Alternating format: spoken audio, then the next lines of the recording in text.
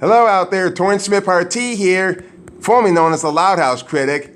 And I know much of y'all have been highly anticipated for this video because there were so many questions that were given to me and I'm gonna give you the answer straightforward. But in this case, I got done reviewing all Loud House episodes from season 1, and at this point, I actually got finished with season 2 and season 4. And this video is gonna be, what are my favorite episodes from season 2? You all know the routine. I'll give you 7 of my favorite, lovable, lucky Loud House episodes from season 2. Let's begin. Don't! Get it? Shut up! That boy can feel pain. Sigh.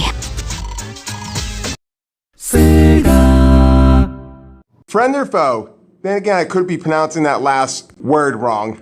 This is an episode I really absolutely adored and loved, especially when normally I'm the kind of person who never cares so much about Lisa Loud's episodes, but in this case, this one was so much adorable.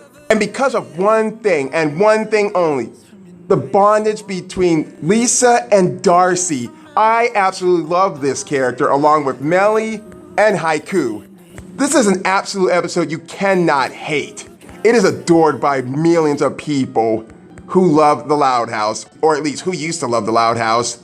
I love how Lisa actually learns how to do some social skills and they don't end up turning out so much the right way, only so she could just improve her social skills grade. But there are times when looking back at this episode, it kind of seems like Lisa's a little too careless and unthoughtful. Just because she cares so much about her studies and not friendship.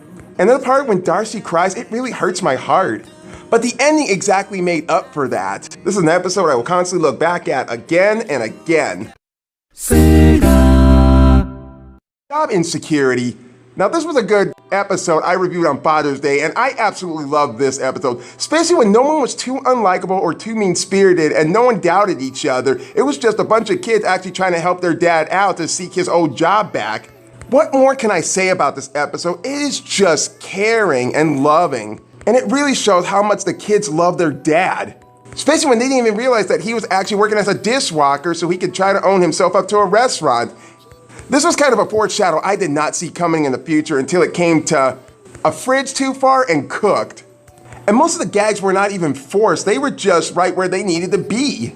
This is possibly an episode I can actually watch over. Antisocial. It's 3 times the charm, it's 3 times the laugh, and it's 3 times the loving and caring of kids and their father.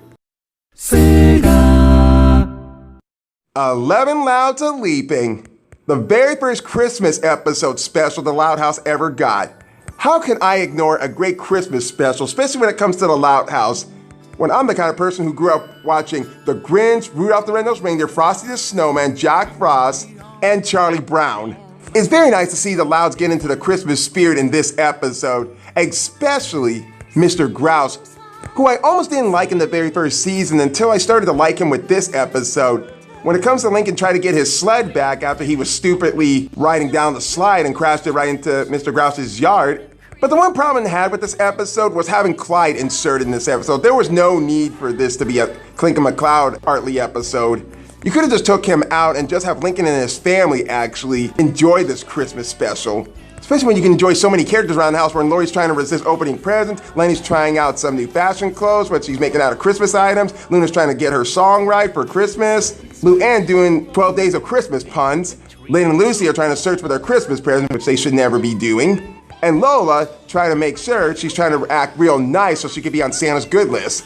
And I much like how the way the ending turned out, especially when Lincoln understands about how Mr. Grouch misses his family and why he couldn't make it so much. So he convinced his family to actually help him out. I'm telling you, if that's not the true meaning of Christmas, I don't know what is. And this is also the first time we get to see the parents' faces. When I first saw their faces, I was like, holy shit, this is what they look like. And I have to admit, if the show was gonna go on of not showing their faces throughout, I would have been too bored by this show. So I can pretty much say it's a pretty good, decent Christmas special. Yes, man. If you thought Serial Fender was so bad, then I think you're actually gonna like this episode a lot more. And it does share some similarities to Serial Fender, but in this one, nobody was pretty unlikable. I remember a while back, when I was starting up to be the Loud House Critic, Vampire Fan kept requesting this episode to me over and over, along with one that flew over the Loud House. And I did this one in November. during 2019. I absolutely love this episode a lot more than Serial Offender. Every sister is just using their ways to convince mom and dad to earn their money so they can actually get some of what they desire. And when it came to Lincoln, they didn't have so much money left for him because the sisters actually bleed them dry. And I thought so many of the moments that Lincoln was doing what his sisters did with his parents were actually pretty funny. And when it came to the point of him surrendering, much the sisters felt so much guilty once more again like they did in Serial Offender, but in this one, the ending was really sweet. They managed to get this smooch concert to actually come to his house, and they actually have a really good song that's actually dedicated to him.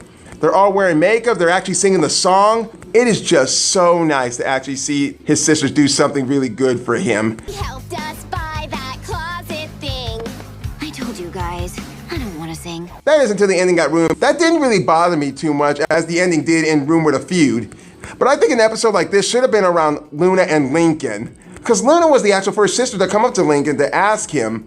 It would have been like Serial Offender, but except it would have been Luna's turn to actually do something nice for her brother, especially gathering all the sisters up for the very end for that song. I wasn't going to care too much about this episode, but when watching it again, I actually love this episode.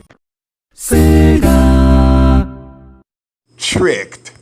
I know when I first reviewed this, I gave this 100% on my review, but somehow I had to bring it down to a 90.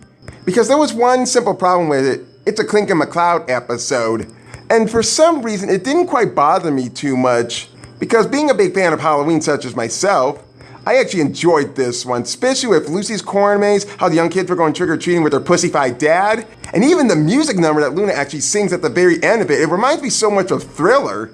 And there were so many different references I actually caught in this episode, especially with some of the costumes.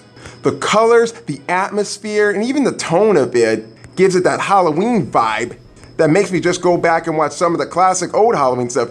Hocus Pocus, Don't Look Under the Bed, Scary Godmother, Garfield's Halloween Special, Corpse Bride, Witch's Night Out, The Grinch's Night Out, Scared Shrekless, and even my personal favorite, The Great Pumpkin, Charlie Brown. I just can't get enough to say about this Halloween special that they finally did in years.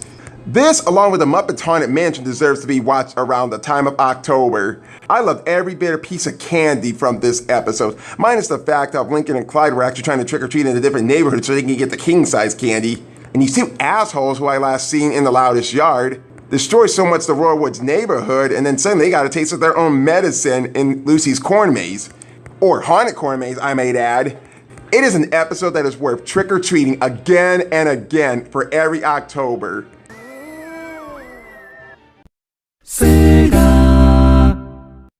Back in Black. This was an episode I couldn't stop watching over and over, especially with one of my favorite characters, Lucy Loud, when I started first watching this show. How well did you know Lucy Loud from the very first season of The Loud House? Not too much, did you, ever since Sleuth or Consequences? Because most people were mainly focused with characters like Lincoln, Lana, Lola, Lori, Luann, and Luna during the first season. But when season 2 and 3 came around, we started to get more development on Lincoln's sisters. And an episode like this shows even more of Lucy's side. The way she's crushing on Rusty's brother, Rocky, that I would argue and say that he's probably a better love interest to Lucy. I felt like they just wasted him after this episode just to have a little support with Hotel Transylvania vibe. Once you put that movie along with this episode together and you can see the similarities of it. I know it's another be yourself kind of message, but you know what? With Lucy Loud, who always likes to watch scary movies and likes to hide in the dark and scare the living shit out of people, I think an episode like this was actually meant for her. And somewhat, it does work in a very cute way, especially when all her sisters were trying to help her be a regular and normal girl. Although the fact we never get to see her eyes in this episode since she's still hiding those things. But in the very end, Rocky actually likes Lucy for who she is. And I think the ending was so very cute. The only running gags I ever got throughout this episode was when Rusty and Lincoln were working on a science project and they kept getting damaged over and over. I would have gotten really mad about how the way Lynn actually smashed his project, but somehow I kind of had a laugh with that. However, they're gonna bring Rocky back. They better find themselves a better replacement because there's so many people that are just shipping these two together, especially when there's a lot of things that you can actually relate to with this episode. I love this episode from beginning to the end. And for my number one favorite Loud House episode from season 2 above all is... boom, there it is, Read Aloud. Yes, I made it through without them showing the sexy pictures. God damn this. This was an episode I absolutely adore and find very relatable, especially on Lola's level. Although there was a small minor nitpick about this, about Lola actually read before and ties that bind, which was back in season 1. But here, I think she actually can read. It's just the fact that there's so many different words that she's never pronounced before, or a lot of words that she's never used before. Because you know, when you say a bunch of words and then suddenly you try to spell it out and you have no idea how to spell it, but somehow you gotta look it up in the dictionary in order to find out. Imagine trying to say apocalypse when you're 6 or 5 years old, when you see that word in a book, and someone you have trouble pronouncing it, and someone around you has to help you out pronounce it better.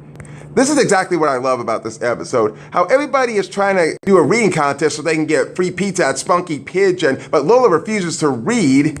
And then it comes down to the cutest moment with Lincoln and Lola, who I think is probably the cutest duos.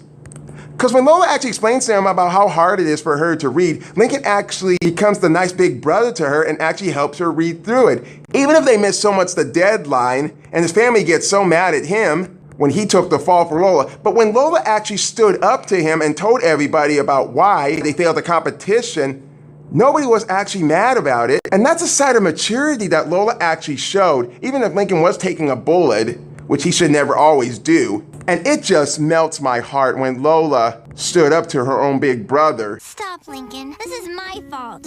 You spent the whole time helping me to read because, well, it's hard for me. But I like it now, and I'm going to keep practicing because it's not as hard as I thought. I freaking love this piece of dialogue she said.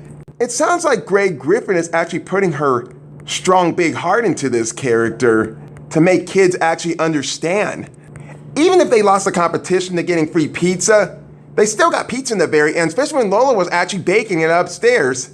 And she's starting to get better to read every time.